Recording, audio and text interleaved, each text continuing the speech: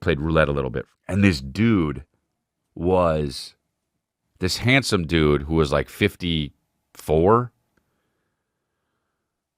just betting thousands of dollars each roulette. Like, I'm talking about, there were like spins that had 10,000 of his dollars on the board. And he was just like, what does it matter? What does it matter? You know, what does it matter? Eh? What does it matter? He kept saying. And I was like, well, yeah. He's like, it doesn't matter. You put this here, you put this there. It doesn't matter. He's telling me. And he starts telling me jokes, like jokes you'd read from a book. But here's what happened. He goes like this. He puts a $5,000 chip on 3. Okay? He's got a 1 in 37 chance of turning this into $180,000. Okay? Or whatever it is.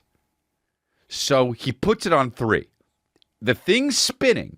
Right before the dealer says no more bets, the dealer, or whatever you call him, because he's not dealing anything really, takes the chip and he says, I don't think you really want to make that bet, do you? Tosses it off back to the guy, and then the fucking ball lands on 3. Okay? So the guy says, what the hell did you take that off for? And the guy says, well, I didn't think you really wanted to bet on it. And he says, well, that's why I put it there. And he says, nah, well, it doesn't, you know, it wasn't there, so we can't pay you. And the guy's like, I put it on there. And then he says, get the pit boss. Because this guy's owed $180,000. The pit boss comes by and is like, what happened here? We explain. And the pit boss says, no, the maximum bet here is $500. So that bet is void anyway. You're getting nothing. And then David Sullivan was there and he says, nah, man, I saw it. That's not fair. He put that chip there. He should get that money. You should at least give him the $500 bet, which is 18 grand. Okay? And the pit boss says, this has got nothing to do with you, to David Sullivan. And David Sullivan says, yes, it does. I was a witness. And I was like, that's actually pretty dope. It was a witness and it doesn't have something to do with it. So the pit boss leaves to make a call. I don't know, he called like Jesus Christ or something. I don't know who is above in the pit boss. But he's on the phone for fucking 15 minutes. And I'm chilling. We can't do anything else. So we're just, the Spanish guy starts saying he was so from a goddamn movie, it was unbelievable. First of all, waiting to see if he's going to get $18,000, cool as a cucumber, betting thousands and thousands of dollars, and says, a guy walks into a bar. And I was like, dude, are you kidding me? Like, are you kidding me right now? A guy walks into a bar. He opens up the box, says to the bartender, what do you think's in this little box? Tells me some sorts of... And I'm like, oh, yo, dude, we're not doing this.